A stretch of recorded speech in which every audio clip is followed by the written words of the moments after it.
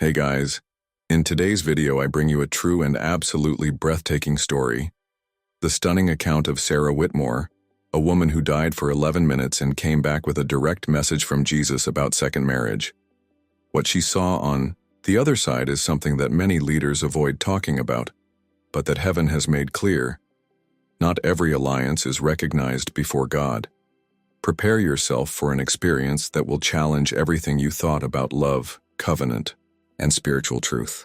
Leave a like, subscribe to the channel so you don't miss any content like this, and activate the notification bell. And comment below which city in the world you are watching. Let's take this revelation as far as possible.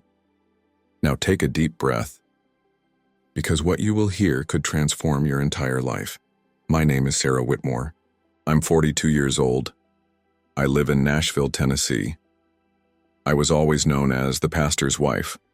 Always well-dressed, smiling, present at services, always with a word of faith on her lips. But nothing, absolutely nothing, prepared me for what I experienced that spring Sunday. It was a special worship day. I was driving alone to church, wearing the new dress I bought for the occasion. The sun beat down on the windshield, and I sang soft praise on the radio. Everything seemed at peace. But inside there was a tightness that didn't match the moment. I remember looking in the rearview mirror and seeing my own eyes. Empty. I tried to convince myself it was tiredness. I tried to smile. It will pass, I thought, but it didn't happen. At the curve of Interstate 65, all was silent. A sharp pain shot through my chest as if someone had driven an invisible hook straight into my heart. My body lost control. The steering wheel turned, my arms went limp, and the breathing just stopped. The car entered the shoulder and stopped, lightly hitting the protective barrier. And that's where I died. Not with a bang, not with screams. It was a sudden disconnection, almost serene, but definitive. I felt my consciousness slipping away, as if I were stepping out of a suit that was too tight. I saw my body on the steering wheel, my head drooping, my skin pale. And then I was pulled back, but not with my hands. It was as if a force was sucking me into another reality, a dimension where time seemed made of veils and echoes. First, darkness. Then, a growing glow.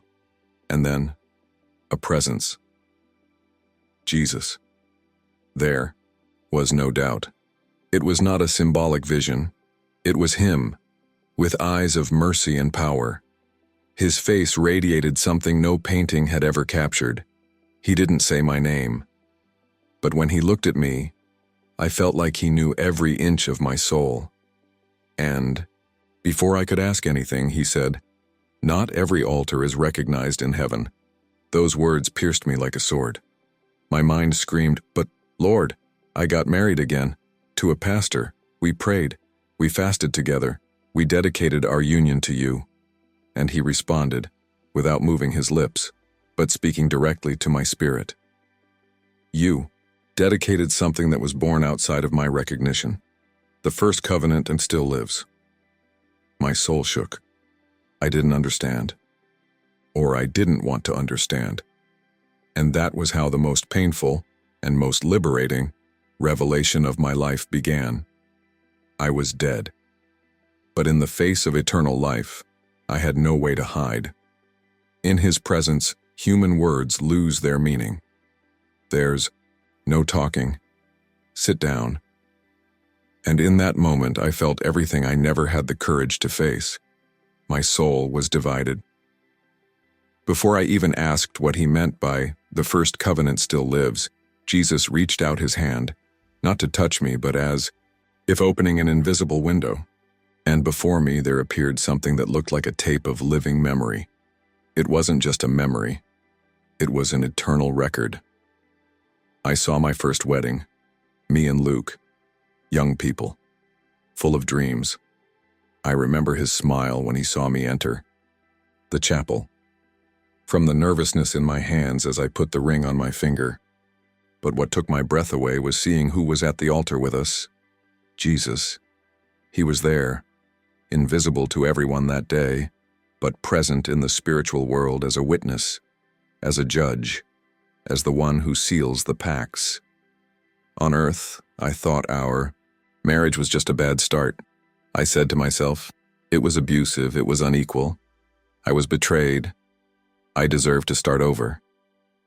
And Jesus looked at me with a love that hurt and said, "Heaven does not ignore your suffering.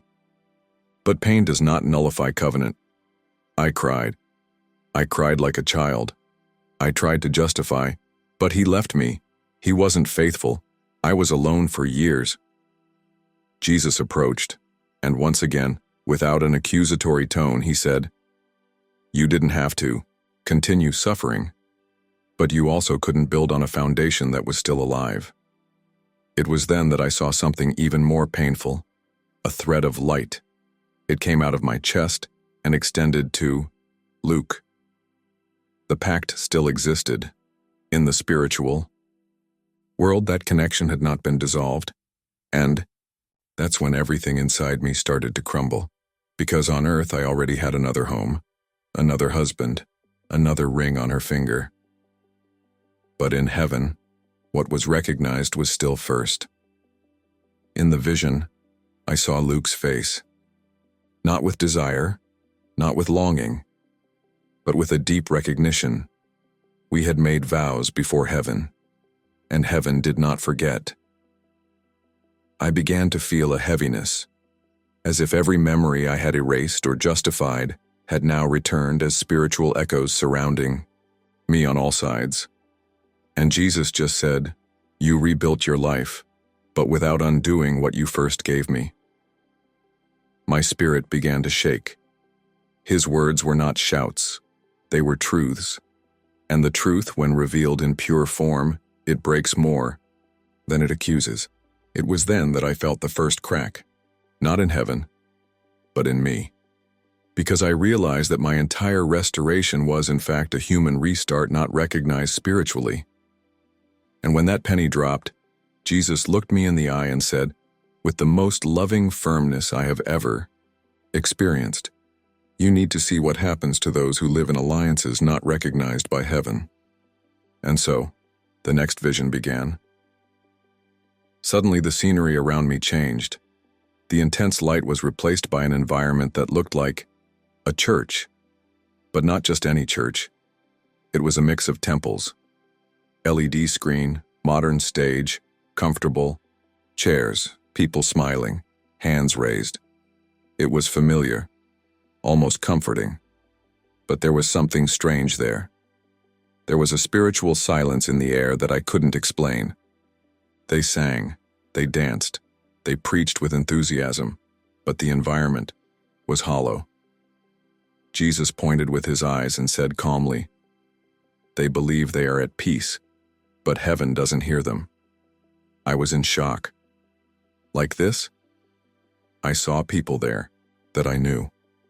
A worship leader who married for the second time after years of praying for a new beginning. A famous pastor with his new wife by his side, preaching about redemption and grace. Couples holding hands, eyes closed, crying during worship, and yet no prayers passed through the ceiling of that place.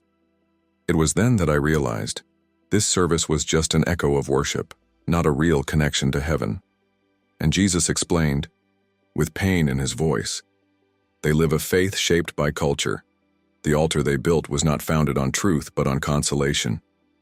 Those words cut me inside, because I saw myself there.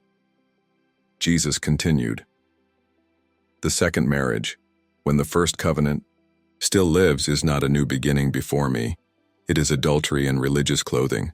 The crowd smiled. I sang. He hugged himself. But behind every smile there were shadows, tiny spiritual cracks that were only visible in the invisible realm. Suddenly I began to hear those people's prayers, not with the ears but in the spirit. And the scariest thing was that they didn't go up. It was as if they hit an invisible ceiling and fell back down, as if the words were beautiful but empty. Jesus then took me deeper. I saw one woman in particular. She was in white, with a microphone in her hand, leading the praise. It was beautiful. It looked lit. And yet, there was a black hole right in the center of his spiritual chest. "She sings to me," said Jesus, "but her voice does not touch my throne, because her life contradicts the altar where she sings." My heart broke, because I saw that I was that woman too. My restoration life was actually a brightly lit stage, with the spiritual curtains closed. And it was then that Jesus said to me the phrase that still echoes like thunder inside me today. "Not all joy comes from me. Not every altar was built with my approval, and not all peace is a sign of presence. Sometimes it's just human relief, not spiritual obedience." I felt my spirit begin to crumble. That feeling of security that I carried within me was shattered. And before I could ask what to do with all this, Jesus said to me, "You haven't seen everything yet. I'll show you the room where the silence of heaven speaks louder than all the praises of earth." That church disappeared in the blink of an eye, and then I was taken. I didn't walk, I didn't float. It was as if my soul was being led by an invisible force greater than time, greater than me. The environment that appeared before me was difficult to describe. It was a room with no visible walls, suspended in a dark, dense space, too silent. But it wasn't the silence of peace. It was the silence of absence, the absence of God. In that room I saw people, lots of men and women of all ages. None of them seemed to be in any physical pain, but there was a weight, an unspeakable sadness in his eyes. Some were kneeling, murmuring prayers that no one heard. Others looked up, as if waiting for an answer that never came. There was a woman with a Bible in her hands, reciting verses in a low voice. But it was as if her words evaporated into thin air, and Jesus said to me with a heavy heart, "These are the ones who died believing they were at peace, but they never aligned their lives with the truth." My spiritual legs gave way. I knew what that meant. These were not lost people in the conventional sense. They were believers. They were faithful. They were like me. I saw a woman wearing the same dress I wore to my second wedding. She cried, clutching a photograph of her new family, and he repeated like a child in despair, "But he loved me. We loved each other." I thought everything was okay. Another woman screamed without sound.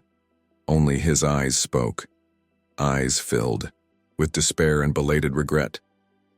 "She knew, Sarah," said Jesus, looking at me, "but she chose to ignore it. She felt my spirit warning her, but she preferred comfort to obedience." I couldn't hold back the tears, a cry from the soul, a cry that doesn't relieve. I saw shepherds there, celebrated preachers, leaders who spent their lives teaching about grace, restoration, and new beginnings, but who were now faced with the most painful absence, that of God's presence. Jesus looked at me with tears in his eyes, yes, tears, and he said something that crushed my spirit with love and truth at the same time.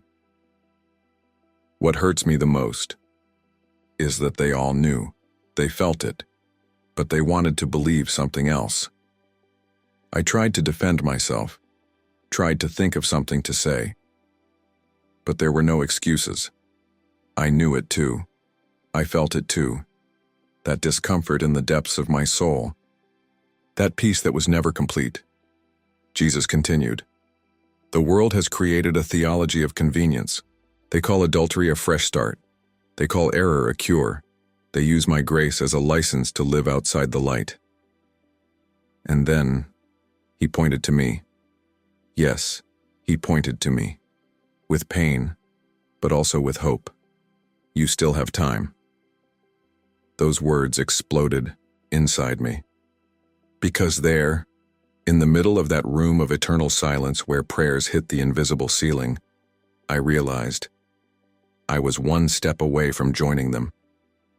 Not for lack of faith, not because I abandoned the church, but because I lived a life disconnected from spiritual truth, even surrounded by spirituality. And it was at that moment that I broke down for good. I didn't want any more arguments. I didn't want explanations. I only wanted one thing: to go back. I huddled in that room of absence with the weight of the world on me. Everything inside me screamed, I didn't know. I just wanted to be happy. I just wanted to love and be loved.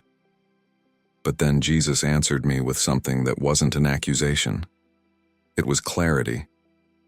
As if his every word separated light from darkness, truth from justification.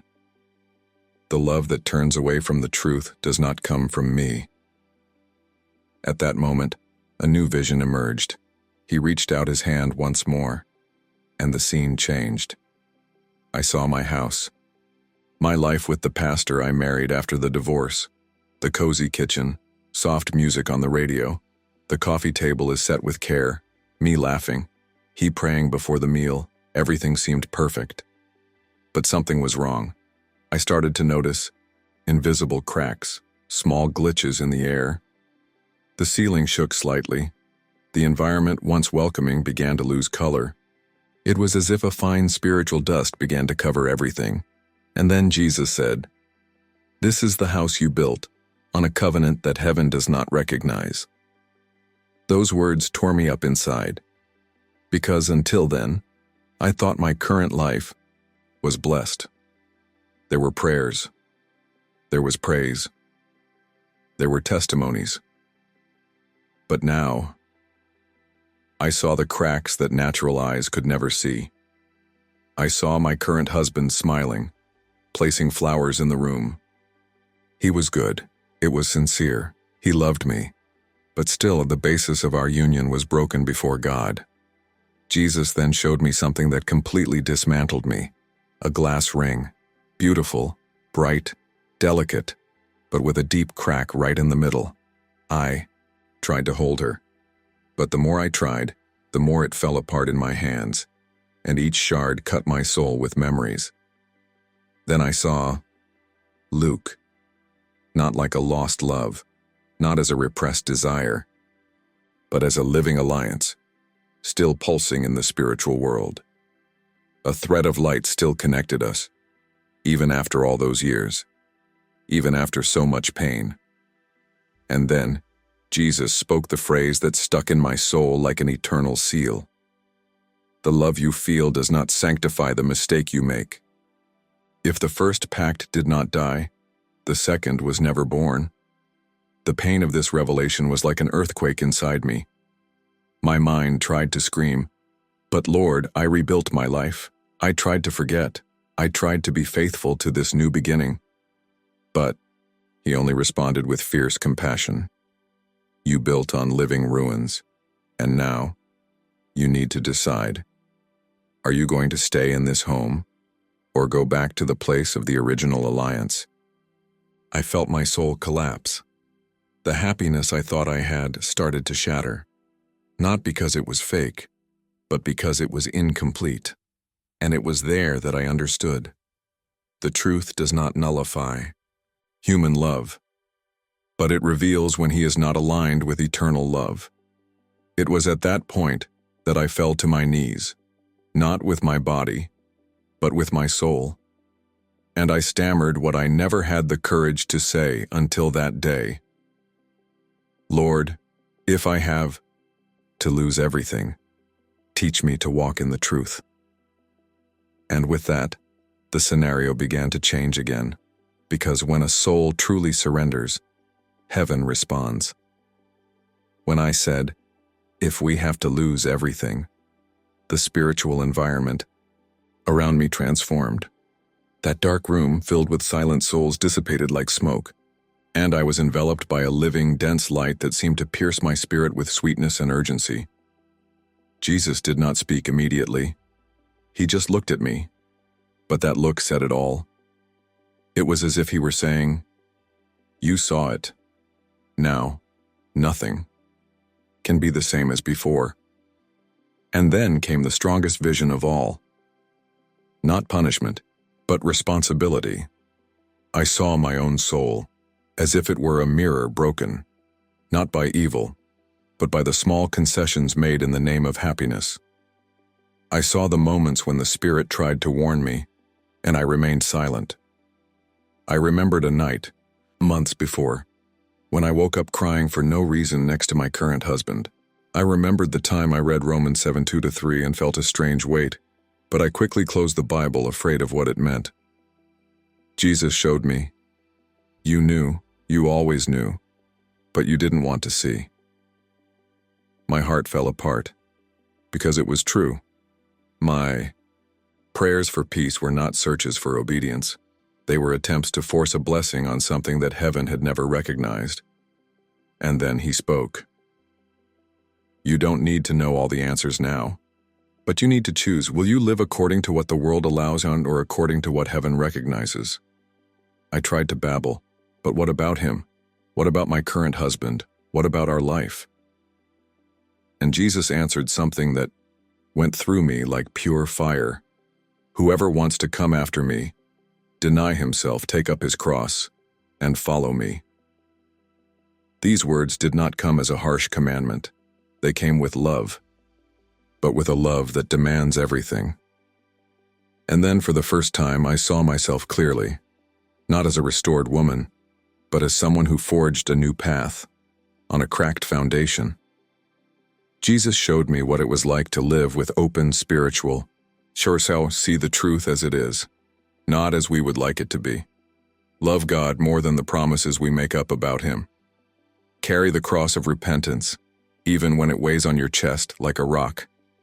He then said to me firmly and tenderly, you're still alive, but you live like a blind person.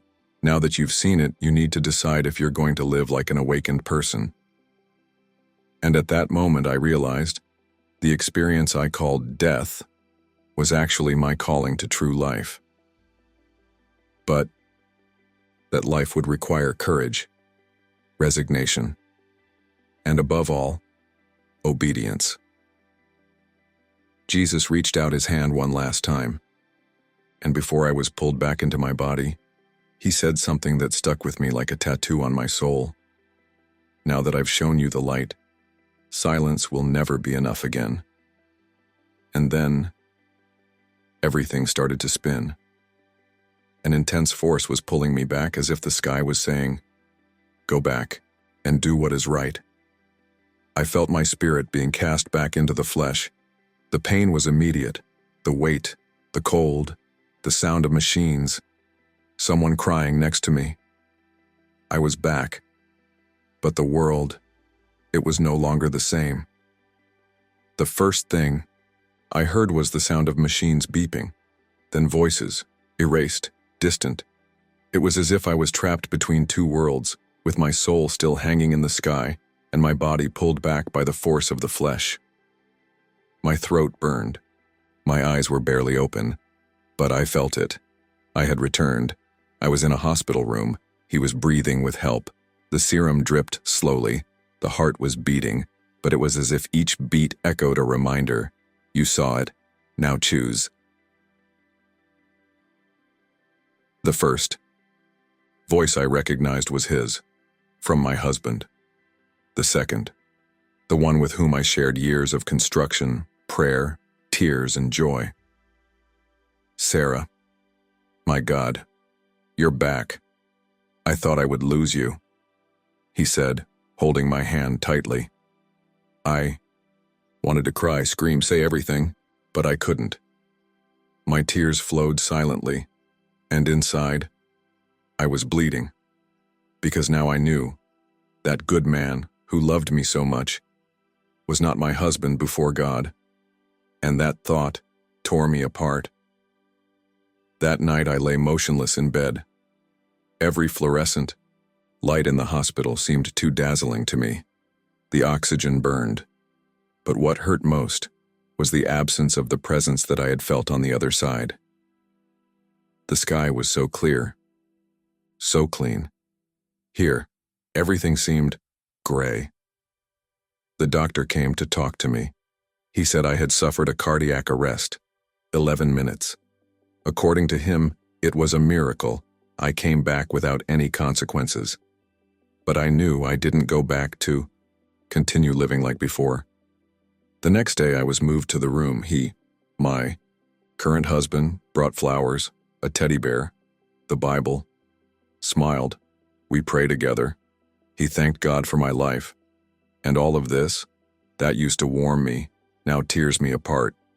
Because it was all sincere. But it was all built about something that heaven did not recognize.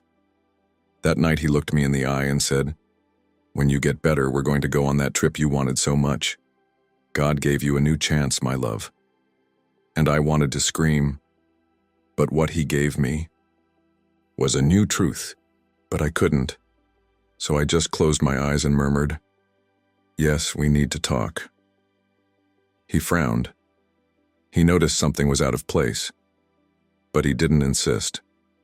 That morning, alone, I picked up the Bible and opened it randomly. I fell into Romans 7 again.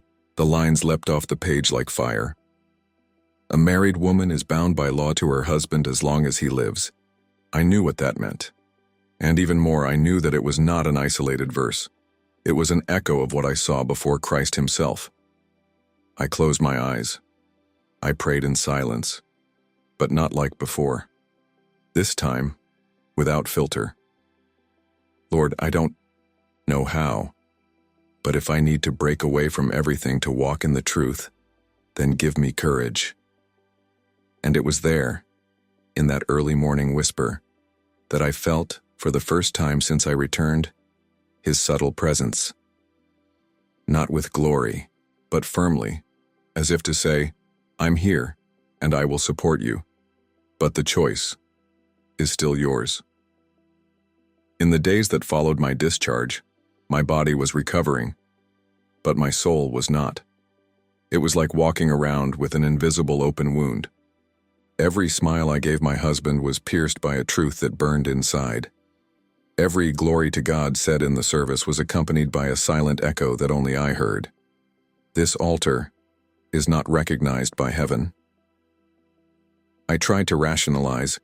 I tried to think that maybe I had misinterpreted, that maybe Jesus had just said it to me, but then I remembered his eyes, the pain that overflowed with his compassion. It wasn't an opinion.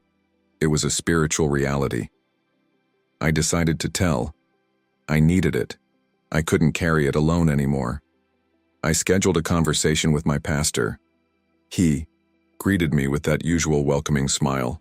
He was a good man, but a man from earth. I told everything.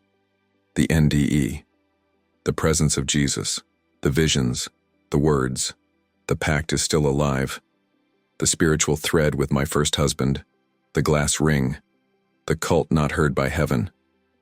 I spoke like someone pouring out their soul. And he listened, in silence, until the end. When I finished, he took a deep breath and in a calm voice he said, "Sarah, I believe you had a real experience, but I think the Lord wanted to show you the value of forgiveness. You are blaming yourself too much. God understands. The most important thing we need is that you are happy." These words fell like knives into my spirit. Happy? The sky had torn me apart to free me, and now men wanted to cradle me back into comfort. He continued, "You've been through a lot. Your first marriage was difficult. Jesus understands the context. Grace covers it all." And that's when I understood. The grace they preach is not the grace I saw in heaven. True grace confronts before it comforts. It heals, but only after exposing the wound. That pastor, however well-intentioned he was, it was pulling me back into the blindness that Jesus had awakened me from. I left that room with a lump in my throat.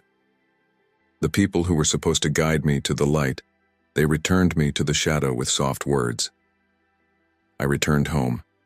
He, my current husband, was waiting for me with flowers and dinner. "I thought we should celebrate your recovery." Smile. Thank you, but inside, the sky was silent. Not due to absence, but out of respect. It was as if God was waiting for my decision. That night I lay down next to him, and my heart cried, "How can you love someone and still recognize that the union is a mistake before God?" The Holy Spirit did not scream, but he whispered clearly, "Now that you know, you won't be able to plead ignorance."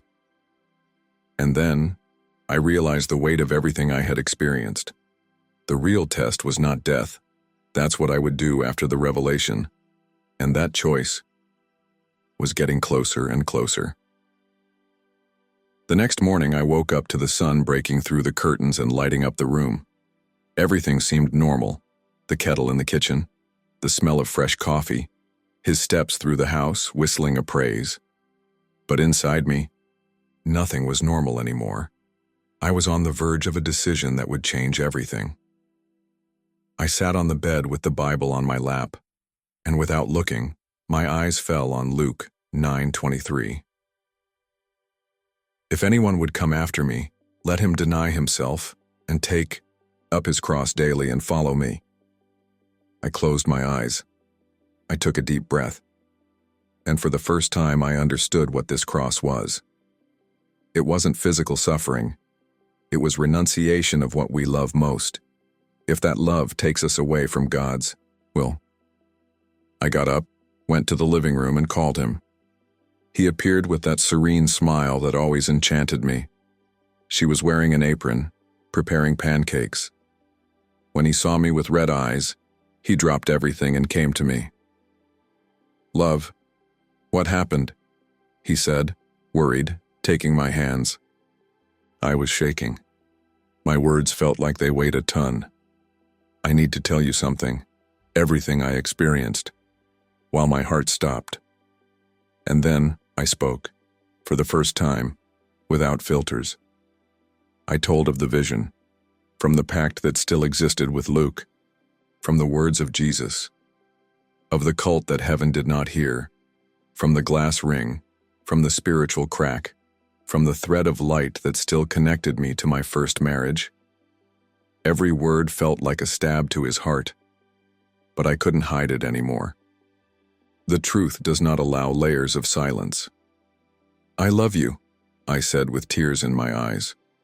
"But loving is not enough, not if heaven does not recognize this union."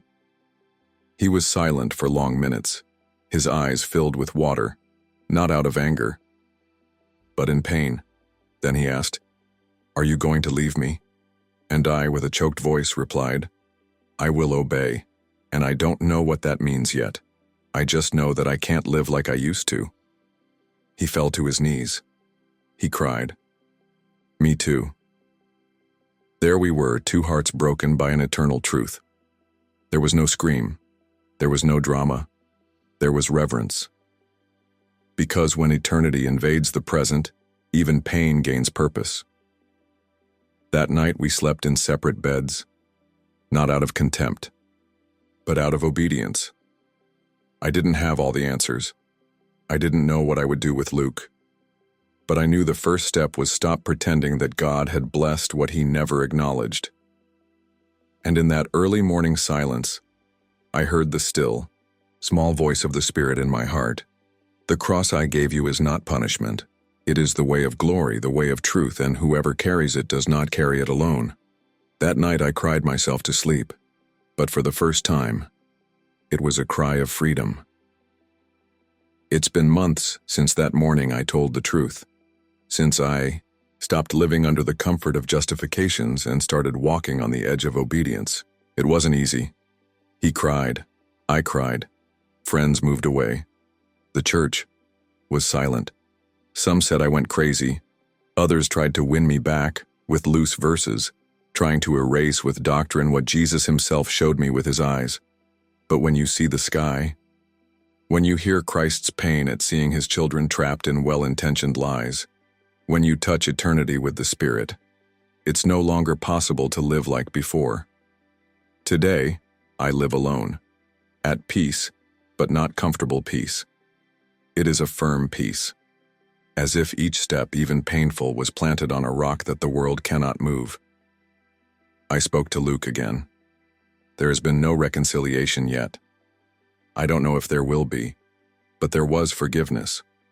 Most important, there was understanding. And this spiritual thread, which before hurt me inside, now pulses with truth. I started sharing my story, not as a doctrine, not as a condemnation, but as a warning, a calling. Because I discovered that there are thousands, maybe millions, living in new lives that heaven still sees as adultery.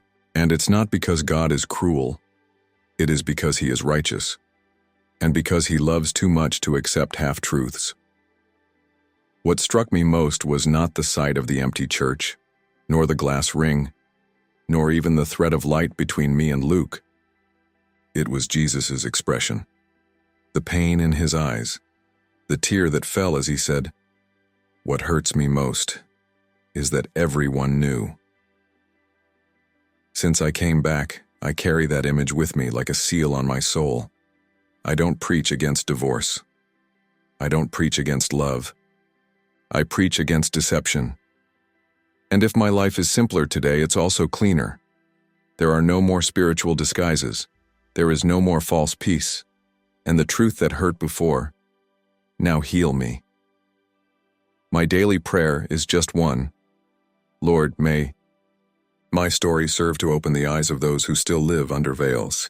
And if you're listening to this right now and you know that this word touched you, do not harden your heart. Don't say it's radicalism, which is crazy, that it is just an isolated case. Because I said that too. Until I died. Idur EV. And I came back. Today I am no longer a pastor's wife. I am a woman who was confronted by heaven. And he chose to live up to what was revealed to him. Why? Once you see, you will never be blind again. If you liked this beautiful spiritual testimony, leave a like, comment on your impressions, subscribe to the channel, and don't forget to activate the notification bell to watch each new video and help us spread this message to a greater number of people. Until next time.